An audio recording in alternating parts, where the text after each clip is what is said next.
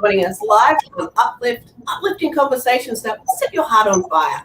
My name is Sarah Wade, and joining me today we have my co-host Neil Thrussell and Janeen Cameron, who I'll introduce you in just a moment. So I am a transpersonal art therapist, and I spent a lot of time with our special guest today, and I'm really excited to share what we can offer you guys. I think you're on holiday. How are you? Sorry, my audio is just all of a sudden gone crazy. I think you just introduced me. My name is Neil Thrussell, and normally I'm from Calgary, Alberta, Canada, but I've jumped provinces. For those that you don't know, it's similar to a state is in the United States or the states of Victoria, so it's just a geographic location. I've gone to another province. I'm on holidays, but we wanted to share our program and keep it working, so I'm doing this on vacation. What a trooper. And joining us from Perth in Western Australia, we have creative psychotherapist Janeen Cameron. Welcome, Janae. Hi, how you going, everybody? Yeah, pleasure. Thank you. Now, I'm sure there are a few viewers out there who'd be asking, what is a creative psychotherapist? I'm sure there is. It's a phrase that I've actually coined for myself because I was an art psychotherapist, but I had a number of other background academic qualifications that was all about, active imagination, dreaming, arts therapy, playing in the sand, all these different things, and they were all very creative. So instead of just calling myself a arts therapist or expressive artist or anything like that, I've coined the phrase creative psychotherapist because I am a psychotherapist as well. So that's why I am a creative psychotherapist. Makes sense. I love it. Yeah. So out of all of those beautiful modalities that you've mentioned, which did you start with? I actually started as a rehabilitation counsellor in the mining industry. So that's a long, long time ago. And then studied in the arts. I was an artist. And then one of my mentors said to me, Janeen, I think you're an art therapist. And I said, I don't know what that is. So I said, tell me, what does that mean? And he goes, well, you're doing all the things. You're going out bush with women and you're making baskets and you're talking about life and experience. And I said, that's what you're doing. So he put me in contact with one of his friends who was the dean of an arts therapy master's program. And over I went. Within about a week, that's what I was doing. I was doing my master's in art psychotherapy. And so from there, I've just added lots of other things to my toolbox, as we do these days. So that's how I sort of started. I didn't know I was doing what I was doing. Ah, interesting. All came together. So I have a question. Typical male, left brain thinker. Can art therapy work for me? Absolutely, because we're going to not just get you to draw things, we're going to get you to move, we're going to get you to do a little bit of drama, we're going to get you to do a little bit of somatic work and what we call sound work. So everybody can do that. You don't need to be specifically good at art. We're not really looking at the art. We're looking at the process of how you make things, process of how you use your body to make things. So everybody can do that.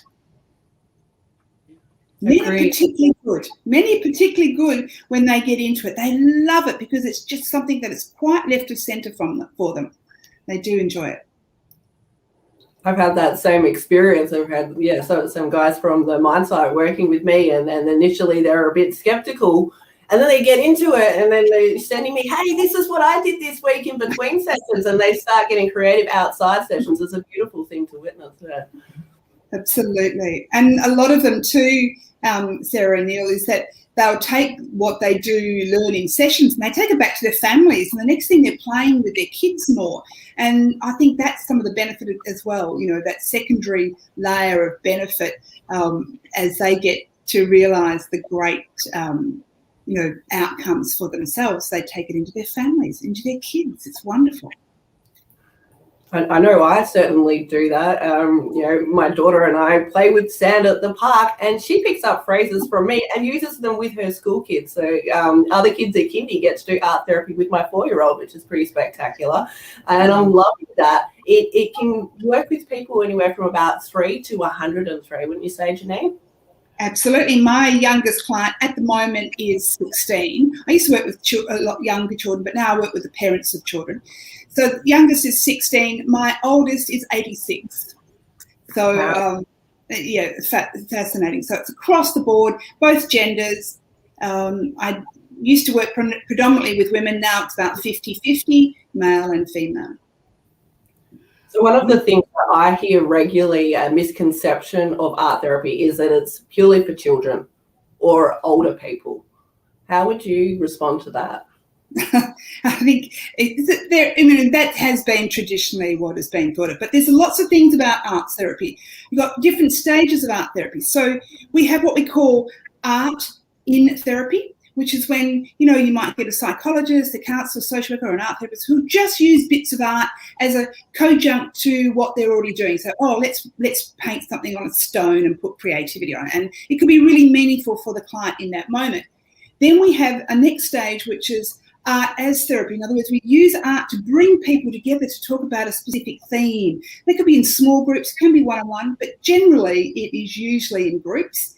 Then we have what we call art therapy, which is this next layer of a much more therapeutic component involved, whether it's a group or one-on-one.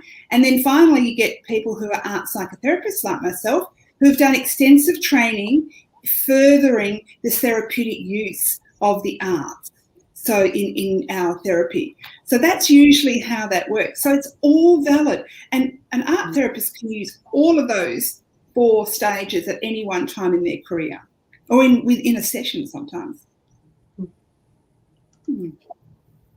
Well, we have Lydia joining us. Nice of you to join us, Lydia. I trust you, like me, are well.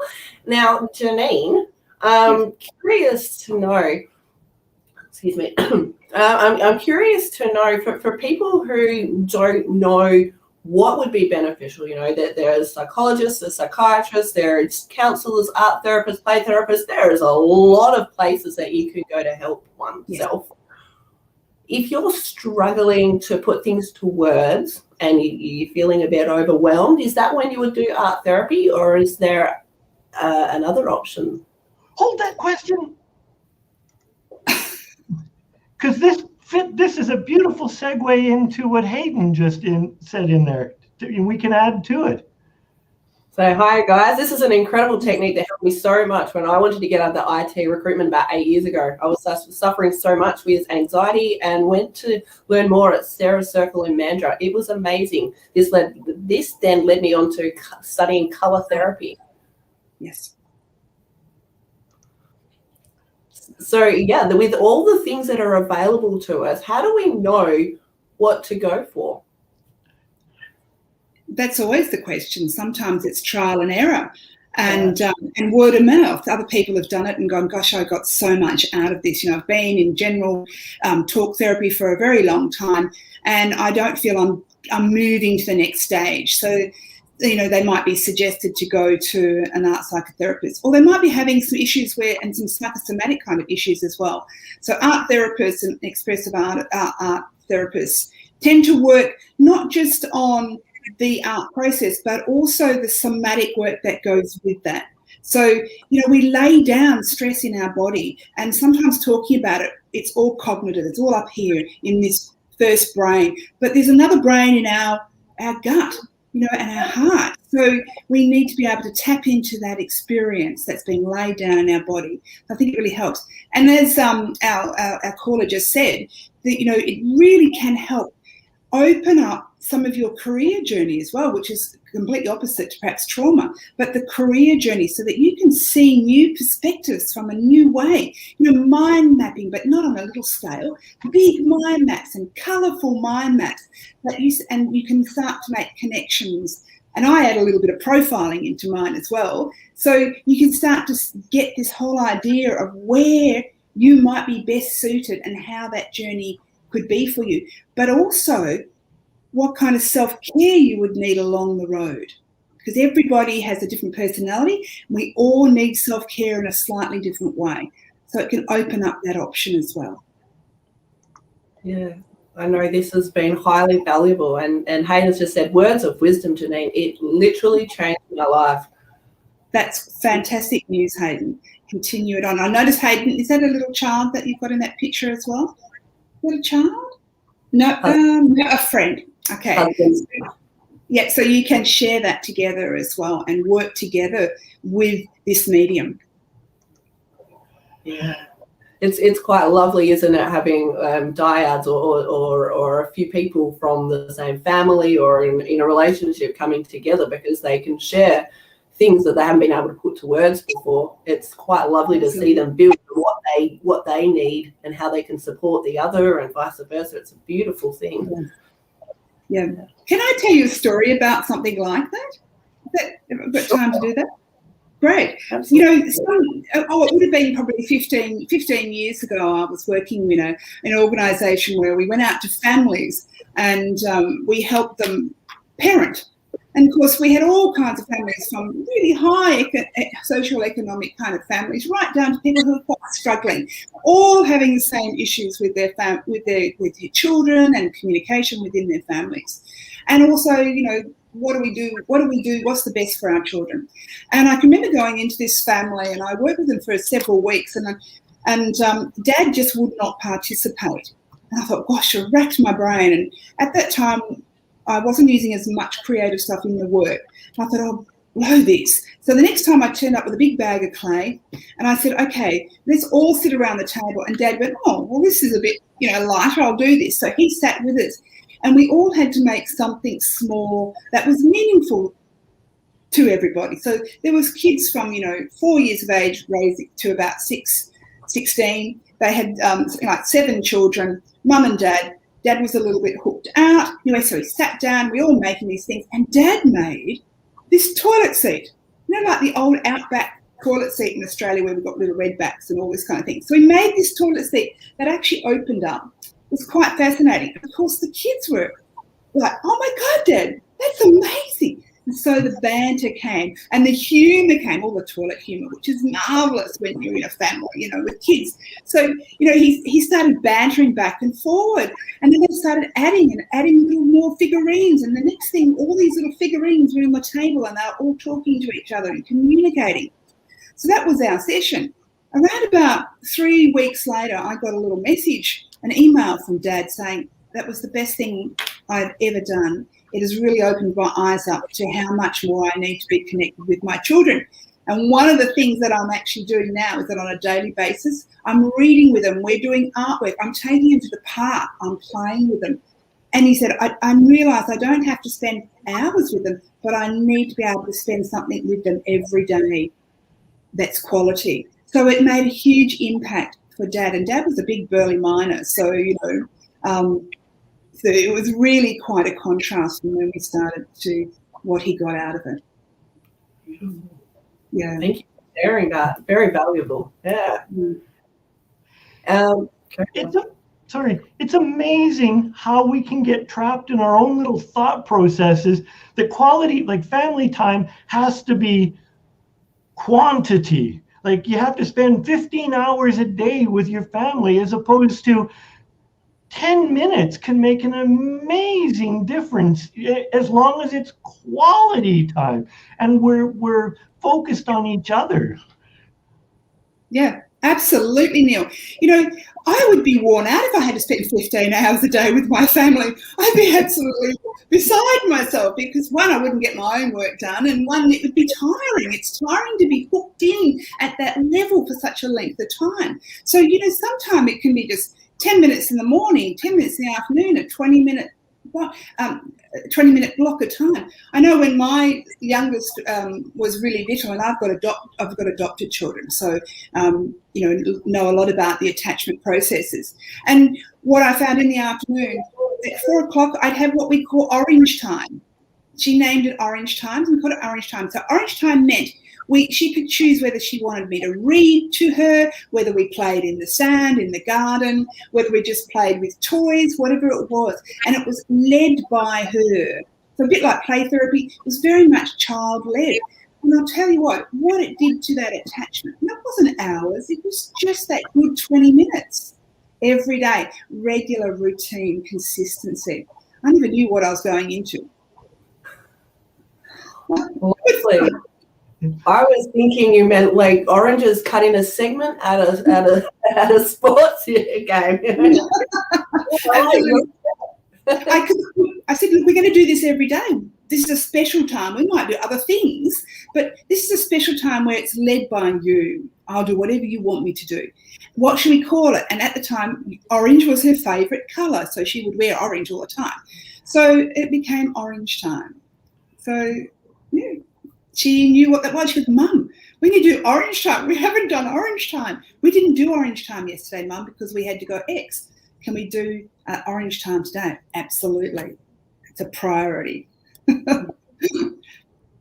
We have something similar at our house. We have what was the favorite thing you did today, and it comes up every day, and it comes up at dinner time, and it's, can we play the favorite thing game, Mummy? And having that constant, it's a beautiful thing for kids and parents alike to share. It's lovely.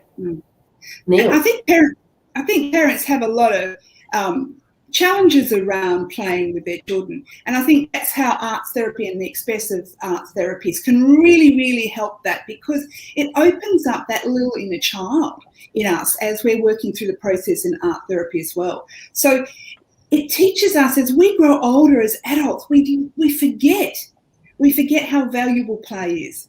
And of course, you have to sometimes relearn it because it's unfamiliar. So you relearn how to play, and it becomes an enjoyable part, and it becomes easier the more you practice it. So as we get older, we have to practice playing, which is what we started off with. Given that, some people who've gone through traumatic, early childhood traumas, sometimes that play is missing. So they may never have had that option to learn how to play in a safe environment. So again, as adults, we can start to go back, and we can start to retrain the brain, rewire the brain to really appreciate that play process, which really opens up some amazing things and opportunities for them moving forward. And to my personal experience is it doesn't have to be with your children. We need to spend time. I have an aging, my parent, I only have one left, is aging. So having to find time to spend quality time with play involved. And my wife, who is the mistress of play, she absolutely has to play, whether it's cards, skipping, running. She loves to play. And if you're involved in her life, you are going to play, or you will eventually just think she's too crazy, and you will then not be part of her life. Because we're coming in the hotel, and she will skip down the hall. Yeah. So what stops us from doing that? We get so caught up in what other people think of us and perceive us, and people, even in shopping centres, you hear a really good song come over on the shopping centre, and you really just want to move it, and you sort of go, oh, better not do that. Who might see me? But the thing is, they don't even know you, and you feel this joy, and you stop and you suppress the joy. So, the more you can skip down the hotel corridors, the better, I think. Just be spontaneous. And yes, it may seem a little crazy, but you know what? It's not crazy. It's about enjoying the moment, about the now. And not many people do that. I love your wife already. Yeah. And she will anywhere, anytime, play. And it's good. It's kept me young at heart, because I can be not what people care about. It's just like, I don't really feel like it, but yet she will encourage me, and we will go and do something silly, and all of the chemistry in my body changes for the positive, and then you can't help but smile. Absolutely. What do they always say? Change your state, change your mind, change your physiology, changes your state or your emotional context in your brain. So as soon as we start to move and have that fun, all those wonderful, exciting, playful endorphins come in to help us enjoy the moment. So, and it can be really challenging for someone who is a bit low or very low to actually take that step up. But again, that's another process that we can employ. We can gradually bring them up into what we call the window of tolerance so that we can actually maintain a higher uplift for longer periods of time. I have to share this because it's kind of funny. In Canada right now, in North America, we're fanatics about hockey in Canada, and we have our playoffs going on right now. And because I'm not really looking at the camera a lot, because I'm looking at the screen, one of my friends goes and he's teasing me, are you watching the hockey game, Neil? So he's listening to us, but he's teasing me because I'm not making really good eye contact. So I'm like, so it's a good thank you, Terry, for noticing, and thank you for joining on our show. I was thinking when Janeen was talking about shopping centres before, one of the things that I've noticed is playfulness. If one person's playful, more people are more likely to be playful. You see a group of people who are having a bit more fun, or, you see one person by themselves really enjoying it, and you can't help but smile because it's infectious. It's a beautiful thing to witness and to engage with and get into it. One of the things Myra and I do in shopping centres, which actually often gets other families doing it, we'll jump over lines, oh, watch out for the seal. Oh, there's a penguin over there. Oh, there's a dolphin. And we'll be really silly pretending we're at the beach or other situations in space sometimes. And you literally see other people joining in, and it's a beautiful thing to encourage this playfulness. Yeah. And, in the expressive therapies, we would call that active imagination, to encourage that active imagination. And, if we've got children, we can really encourage our children with their active imagination. And as adults, we can forget that we do have an active imagination. In fact, we are constantly actively imagining things, but we're not noticing it. We're actually not noticing. We're on to the next task. So it's about becoming very aware of what is going through our mind's eye, and what is imaginative, and how we can improve that and enlarge it so that it can be quite useful, because whatever we actually imagine has to come from somewhere within us, and it can give us a great insight into ourselves, as can dreams as well. That they're very, very closely linked as well. What is your with dreams? How if somebody came to you with something that popped up in a dream, how would you work with the dream in a session?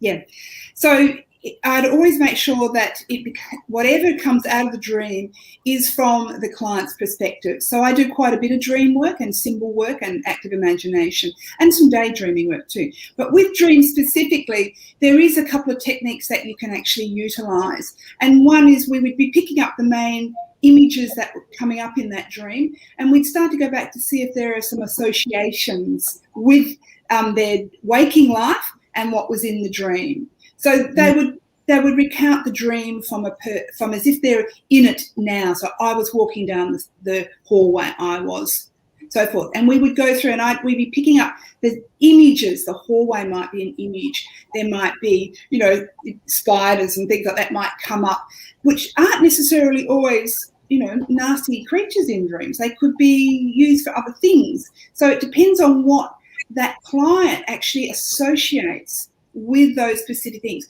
There are some overall sort of dream analysis that has been done around certain types of things, that there seems to be across all cultures a sort of a similar sort of meaning. But ultimately it comes back to what the client is making the association. So it's always client-led. I have no it's not my responsibility or my right to actually compose my ideas of what their dream might mean. So we work through it bit by bit. And sometimes we can do it in one session. Sometimes the dream might be quite extensive, that we would work on it for a couple of sessions, and we would often work with some artwork as well, the feelings that came out of the dream. We could we can sometimes combine so that we get a double whammy of integration. So we talk about it, we visualize it here, but we also visualize it out into some artwork or a movement or something like that. It just adds to the actual integration of the learning and the insights. So it's great fun, dreams. Yeah. I've been to Australia twice. If my dreams involve spiders, there's death involved. It's like, oh my God. Absolutely. How can this little spider be so deadly? It's like, come on now. We were in Australia for like 3 hours, and we were in Melbourne and in the middle of nowhere, and we find funnel spiders. I'm like, great. Then we're in Queensland and we find these huntsman spiders. I'm like, I'm not afraid of spiders till I went to Australia. Neil, we've worked with our spiders here in Australia, so they know whether you're a tourist or not. So they go, we've actually shown them how to decipher who's a tourist, because you know what? I think tourists see them more than what we do as Australians. Yeah, and when people come to Canada, they talk about the bears and the cougars, and many Canadians have never seen a bear or a cougar, and it's like tourists see them all the time. Absolutely. It's interesting, isn't it? What we see all the time, yet we don't see it. We don't recognize that we see it. Yeah. Remembering, though, that, you know, wherever we are in the rooms that we are in now, for the listeners as well as for us three, is that, you know, we've got a peripheral vision, and, you know, if we go like that, you know, and I'm looking at the camera, but I go like that, you know, I can see out of my peripheral vision my fingers tips moving, and, you know, I can almost sense, I mean, I can see because I've got a camera here, but, you know, you can almost sometimes sense what might be behind you. Our peripheral vision and that ability to take and absorb and see stuff all the time that we're just not aware of, that millions and millions of bits of information, you know, and, you know, people say there's 4 million bits every second. Well, some people have said there's 9 million. We really don't quite know, but we know that when we sit in the now and I start to use my peripheral vision, our brains just light up.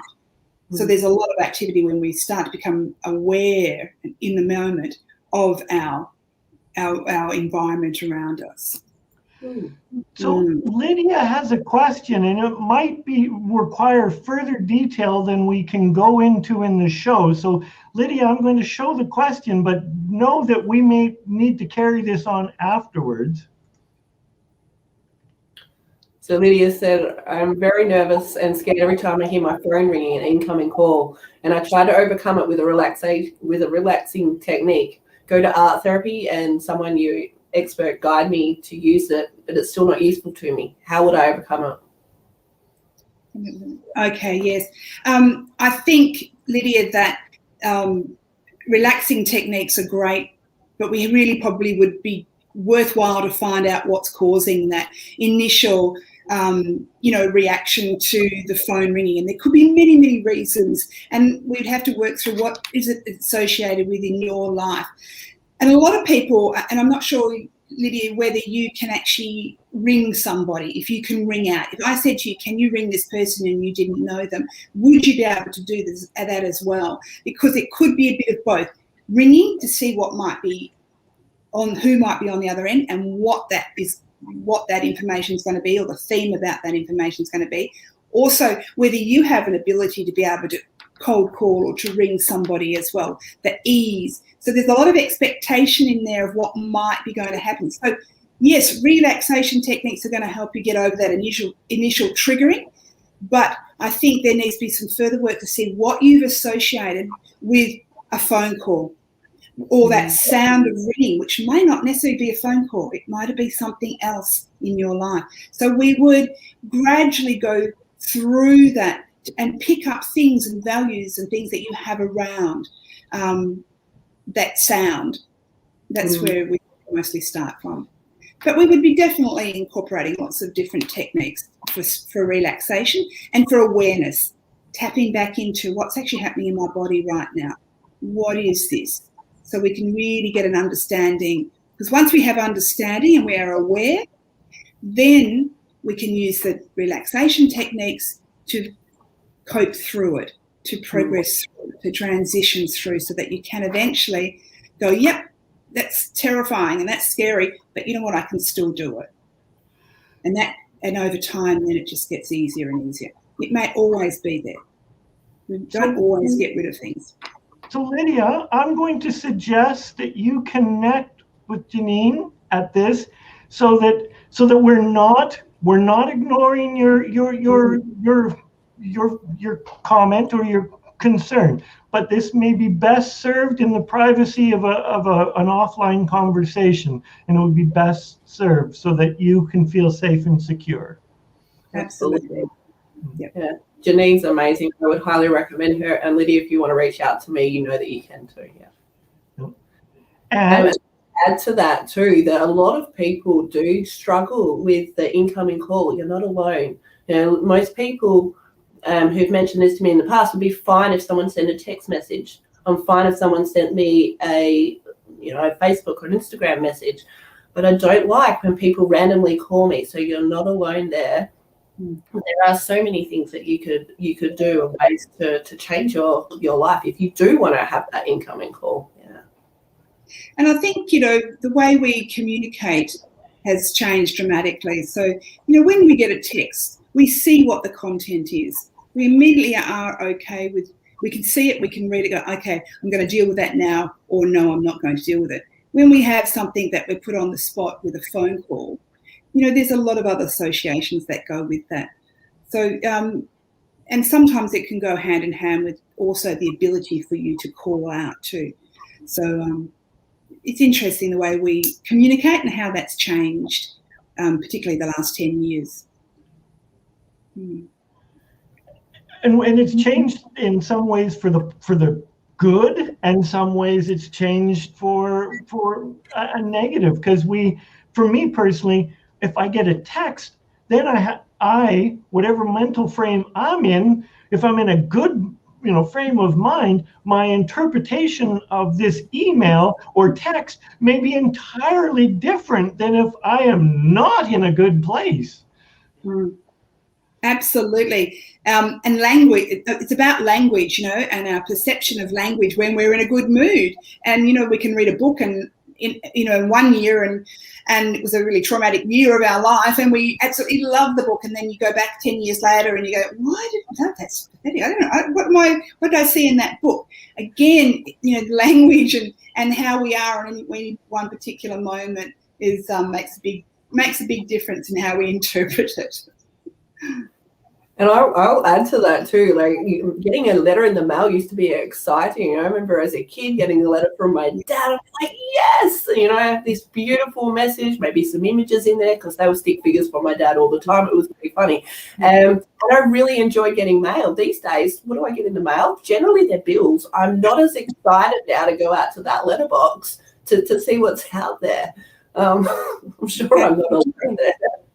I have a pact with a girlfriend, and we write to each other in letters, simply because we both come from that era where getting a letter was just really exciting. So she lives in Scotland, and I live here in Australia, in Perth. So we correspond usually 2 or 3 times a year, and it may be a short letter, but it's so exciting to get that. It's nostalgia for me. It's nostalgia that we've taken the time to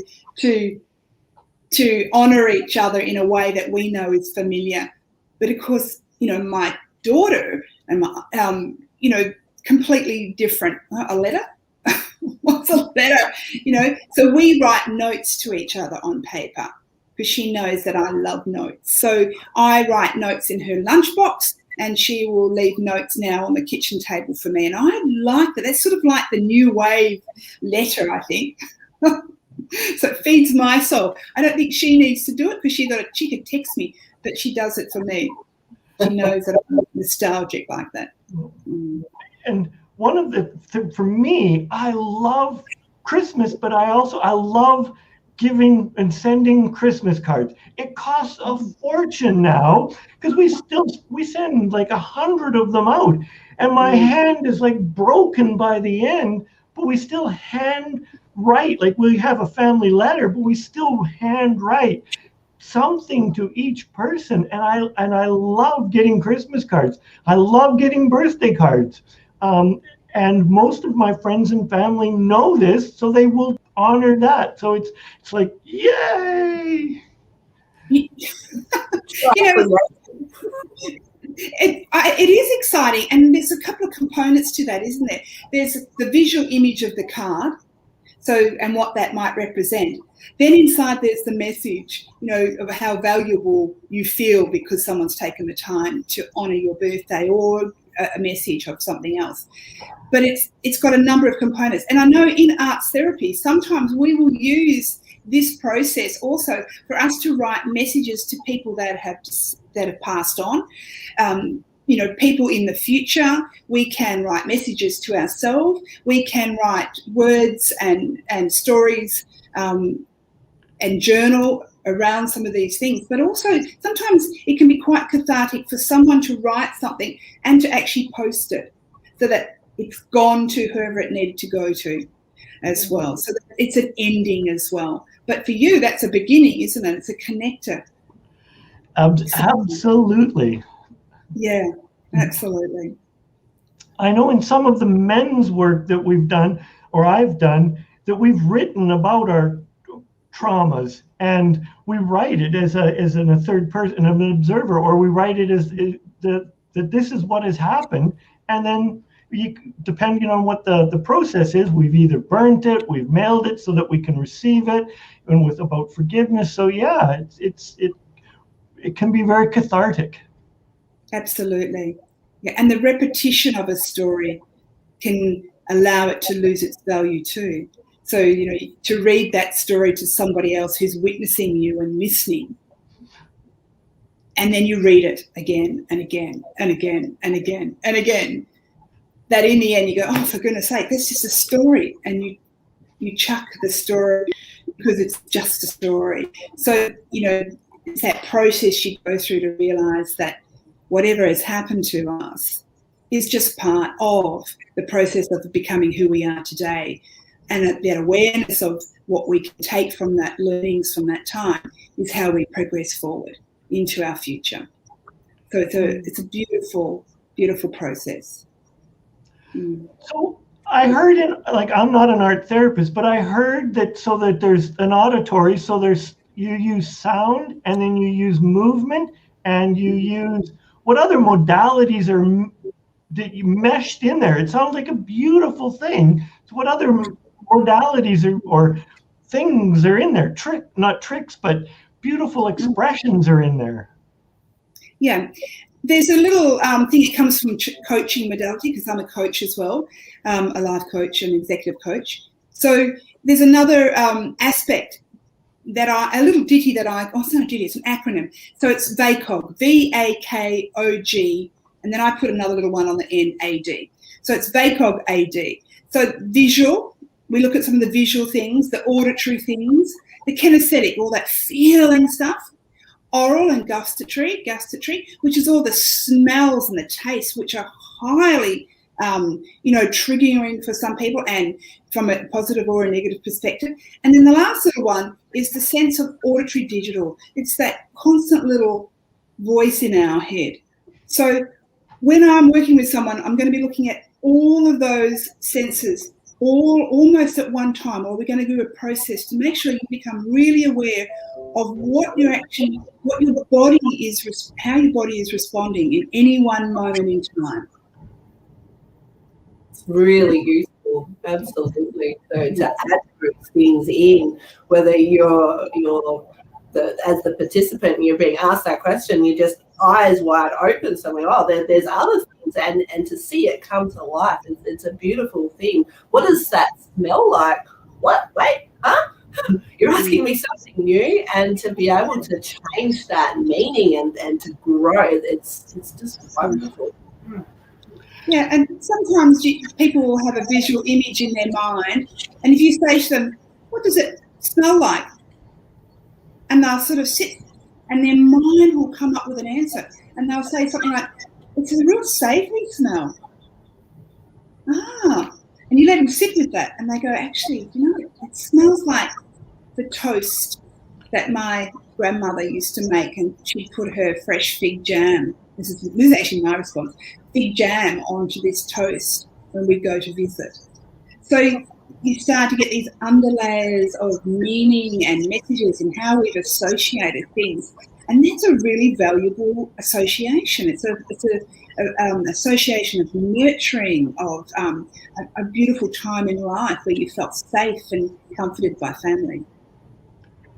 So then a smell could be interpreted as love and nurturing and that safety. It's a beautiful thing. Smell can have that. Same too with all the other parts of VACOG that Janeen's just discussed. Yeah. One thing that I want to bring up that I've been researching a little bit more recently is when you go to a lecture or a mastermind, actually using art in your notes. I've noticed this happening more and more. I actually watched a TED talk about it recently too. It was how to do art in your notes, and they were referencing things like, everyone can draw a stick figure. You can make that stick figure, have a sword or do whatever it needs to do.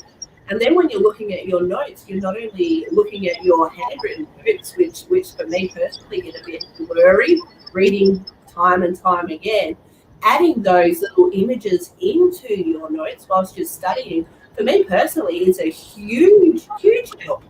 Have you got any experience in that, Janeen? Yeah, absolutely. You would not want to see my notes. From all my studies, my notes are usually done on, really, I may take this too, and I'm studying at the moment, so, I take stuff in here, and my notes will always have, little sort of, little things that I've written in and little diagrams, and it's never linear, it's never organised. But for me, they fit really well. Now, not every personality is going to be able to manage that. There are certain people who really need to have linear and organisation, and they'll be really quite inflexible around that. It'd be nice to be able to work with them to become a little bit more flexible, so they can add some more imaginative things in there to get the associations happening a little bit more.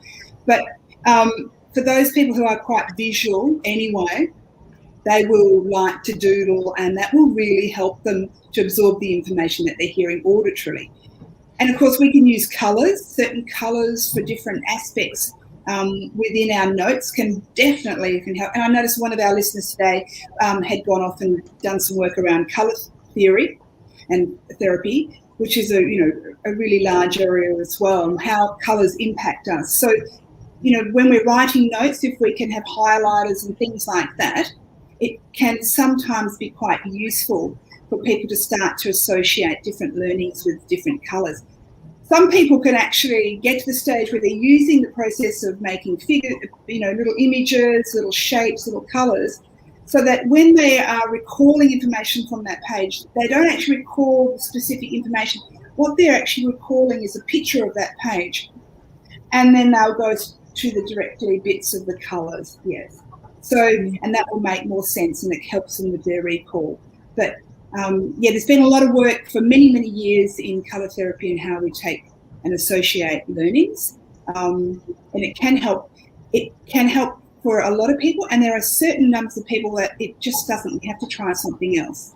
So they might need both the visual as well as some more auditory. So they might tape the lecture so they can listen to it again. That might be their mode of learning, is the auditory process. So we can also enhance that by, suggesting what kind of feelings were coming up while they were learning that information. Again, we can integrate and we can layer that at a deeper level so they can recall more.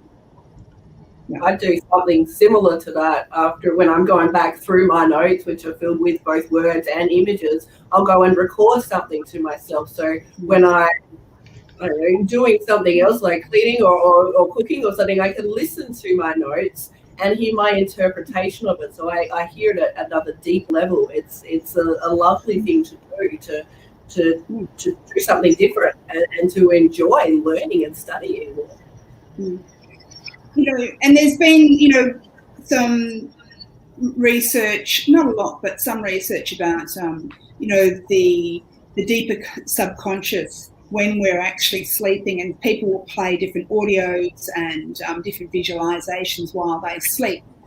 This can help for some people, but you have to get that audio at the right part of your sleep process, to make it the best, to integrate further. So you can say, I want to become a good violinist. I am a good violinist.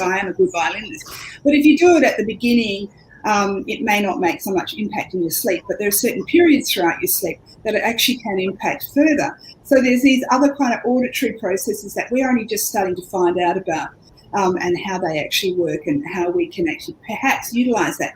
At the same time, this also brings us to that point of, we don't have to be learning all the time. Give yourself a break.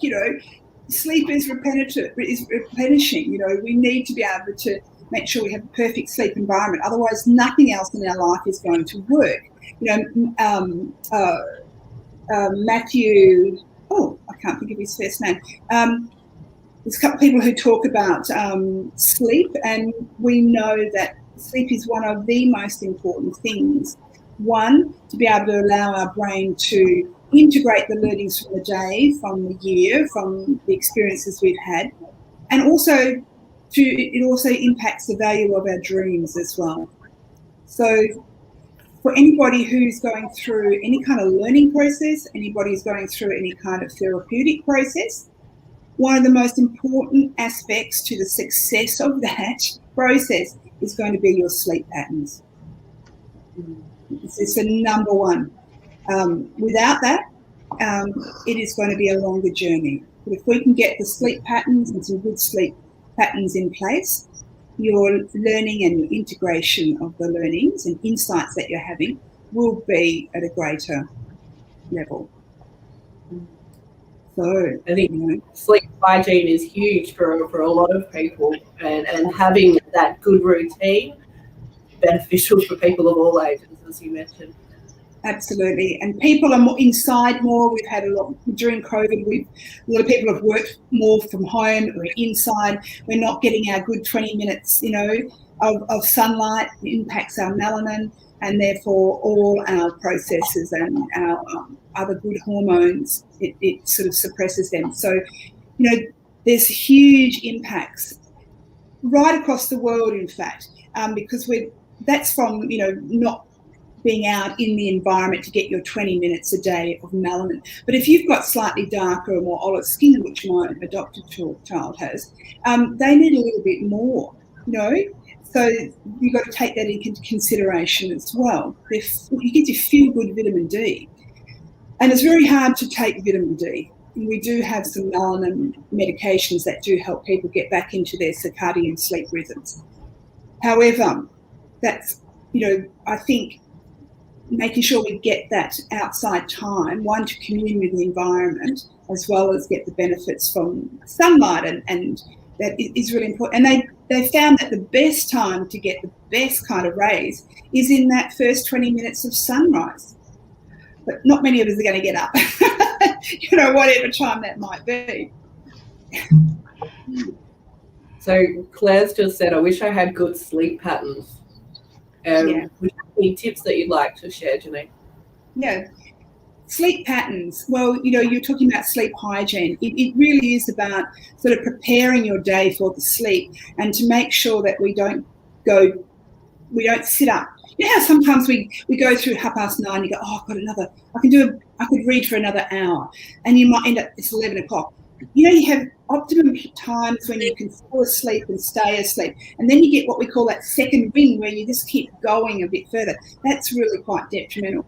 There's always been that adage, the hours before midnight are worth 2 of the hours after midnight. So that is really important in some sense, to ensure that we get to a regular sleeping time. So if you want to be asleep by 10:30, well, you get to bed at 10, and you might have a process of just diarising, doing some doodling, some little pictures, some writing some words about the day, stream of thought, whatever comes into your mind, get it all out. And then you might have a warm drink, and and then you might, know that lights go off at 25 past 10, and you do this process over and over. Now, I've been doing this process for years, so my sleep patterns are fantastic. I can sleep wherever, I go. For my adopted child and my other foster children and things like that, they've come from with absolutely disastrous early sleep patterns. So we have to spend a good 18 months to 2 years getting them into good sleep patterns. That's how long it can take to change some of these patterns. So as an adult, Claire, it's really advisable to realise it's not going to be a quick fix. You're going to have to gradually change your circadian rhythms, and to make sure that you have expended any extra energy that you might have, that you're not watching, really visual, graphic, information, stories, videos, movies, in that hour before you go. Make sure you don't have any of that blue light or any of that kind of, tech in your face for that hour before you go to bed. All of those really important things that stimulate us visually, and then our brain has to spend time trying to sort it and organise before we go to sleep. But it does take time. Eating, diet, don't eat, 3 to 4 hours before we go to bed, all of these kind of processes that, our ancestors used to employ. We sort of got to go back to that, have really good routines. And every time we need to change to get into a good routine, we have to give something up. That's why people never change. We don't change when we know that there's so many things that we want to do, we have to give up. So you have to work out what it is you can and are willing to give up to be able to get into a really good sleep pattern. And then you've got to persevere, and for a few days or a few weeks you may lose the plot. Don't worry, get back into it. Consistency, just get back into it. And over time, but it's not a quick fix. There are medications and other different things. You can go and have sleep testing and all of those kind of things. But I always suggest that unless there's no genetic kind of family history, things that you have to be really concerned with, that you start to put in these other processes first. Yeah. I agree. And I would add to that too, not hitting the snooze button in the morning.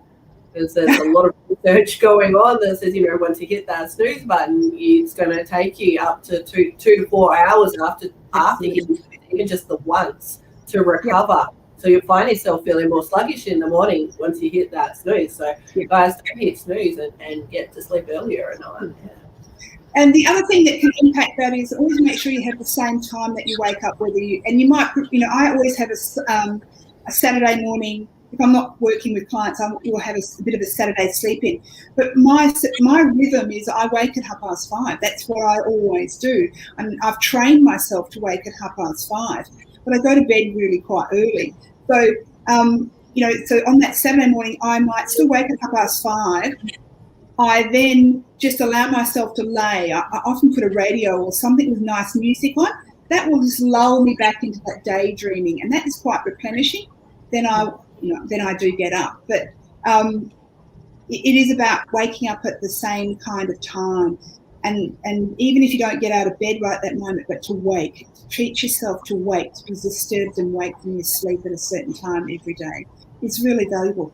Also, the amount of fluid you're drinking too.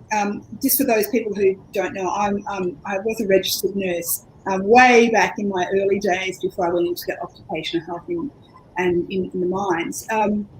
So one of the things about fluids is that you must make sure you go to bed with enough fluid, but not enough fluid that it's going to wake you up with your bladder, okay? So they always say don't drink much after 8 p.m. or whatever your process is. So, but to make sure during the day that you do fill up with fluids, and I always think the best time to fill up with fluids is when you first wake up and in that next 6 hours, simply because you've had a sleep, you dehydrate oversleep, and your brain's processing, it's using energy. So make sure that your fluids are a really big part of sleep as well, to make sure that we're really well hydrated. It also impacts our learning, it impacts our tiredness. Number one cause of tiredness in the world is dehydration. So there's all this kind of thing that's really, really valuable to us from a mental health and self-care process. The only thing I'd like to add to all of this is to make sure you're actually moving your body so that your body has some exercise and your body is actually tired.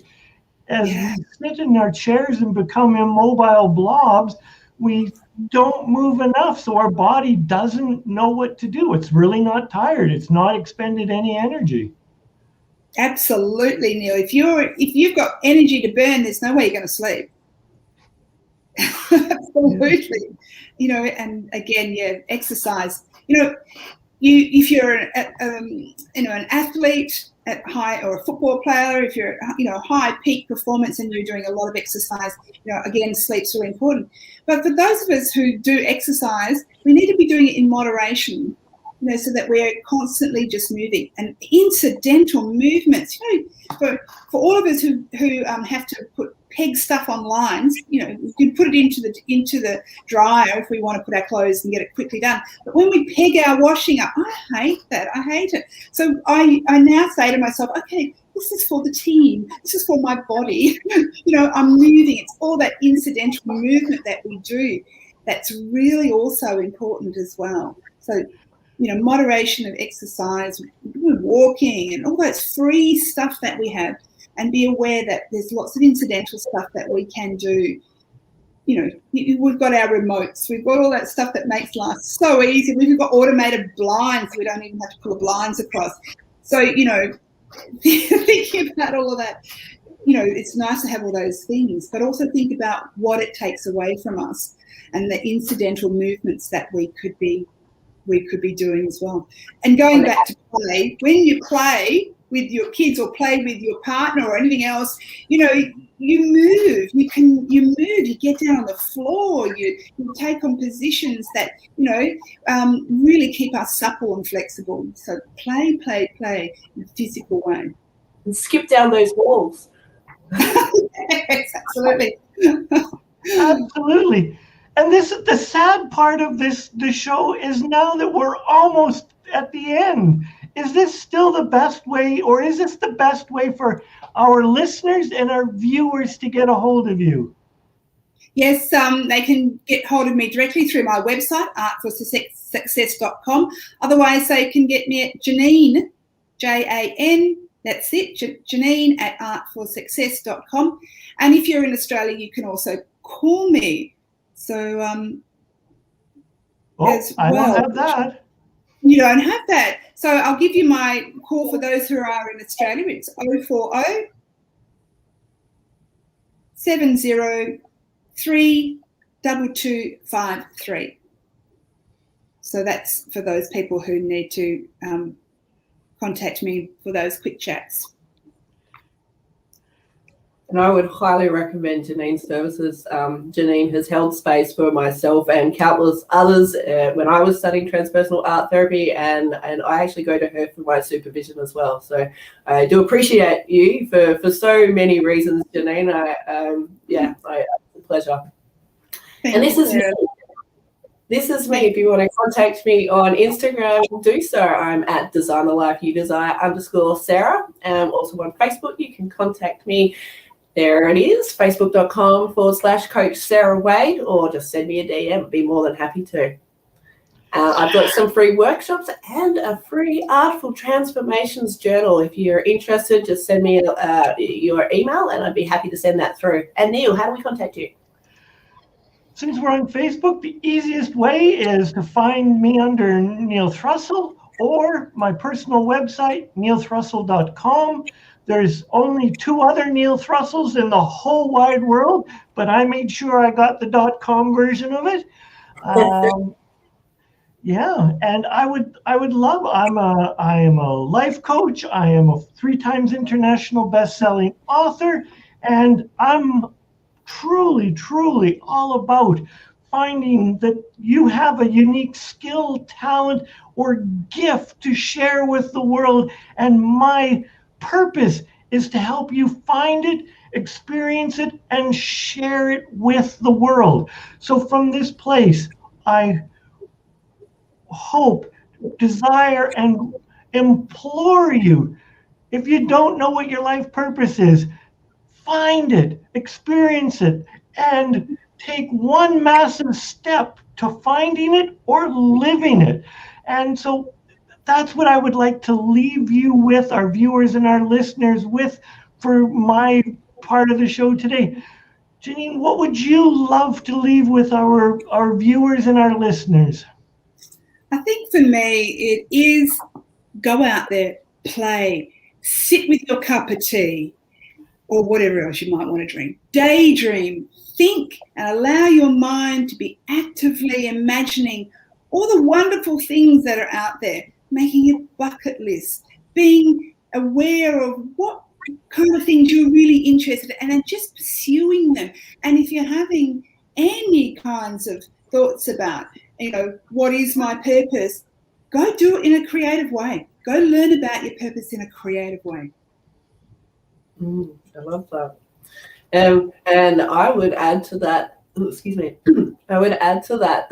it's okay to do something different. Go out there and explore new territory. Don't be held back by, I don't know about this factor. Go out there and go, I don't know about this. That's exciting. Let's explore that, because how amazing could your life be if you open those doors? Yeah. Can I add one thing? You've probably all been seeing my backdrop here and artworks here. But the artwork here, that is actually my business plan.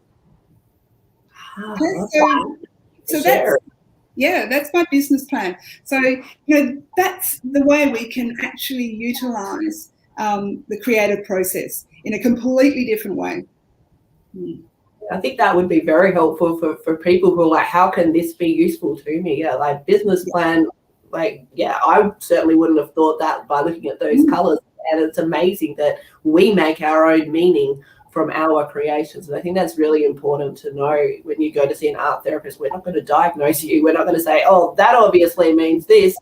It's up to you to figure out what those patterns or shapes or lines or what it is for you. Absolutely.